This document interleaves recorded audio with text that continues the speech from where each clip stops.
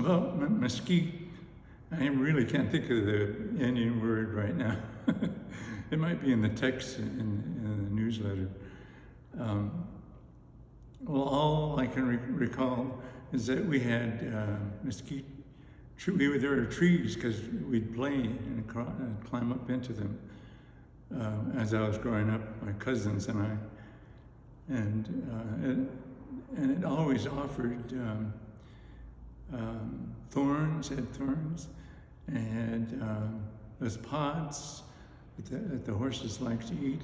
We didn't have horses when I grew up, but my cousins did, and James, I recall, would come by at least a couple of times, and he fed the horse May these pods, and the horses ate them up.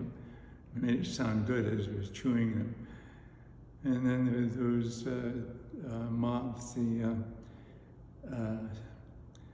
different creatures just loved to come out of the tree as well. So it was a wonder for us just to enjoy those mesquite. But we never had it cooked, or we didn't have it made into any food in our family. But I know my grandpa probably would have enjoyed that. I just recall that those who ate the so-called Indian food, because that's what they would call it, food that was natural and that they were used to eating, and it was always healthful, I guess, because all of that I recall, the older people had wonderful stature. They weren't crippled or bent over. They were always very straight in their stature and strong. They seemed strong. I remember Polly. We called her Polly. She was the one who would babysit us when my sister and I, when my mother would go off to work or do something. And she always had a chia, of course, to give us, but the mesquite, I know she had that when people would bring it to her, I guess, because it grew in the desert. Although there were fewer trees or bushes around the different homes.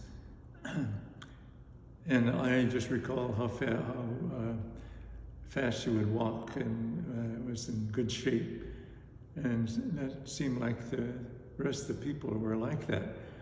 And I remember reading just one account, and I can't recall the source of who wrote it.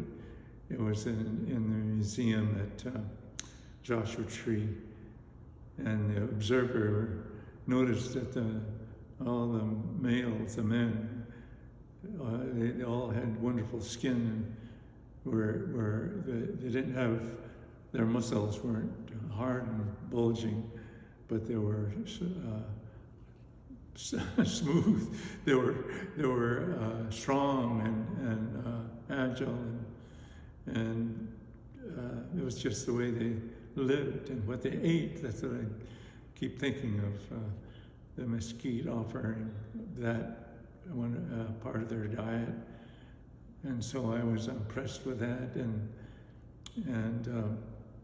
I know that families who were able to gather that and use it in the desert, that was who would use it most, I guess. And we would travel and go and get it if there wasn't anything else to eat. Then for sure that would be part of the diet in the Southland.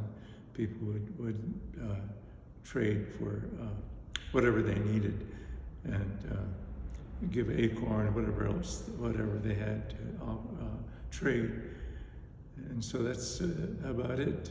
But it's just that the trees were friendly to the birds, and they would nest in them, and the caterpillars would come, and then the moths would come. I guess they were moths. That's just part of my childhood, so I think of that time and where I grew up, and I don't know whether it was my grandpa or his father who planted those mesquite trees. We had about half a dozen of them in where we lived. And that's it. Thank you.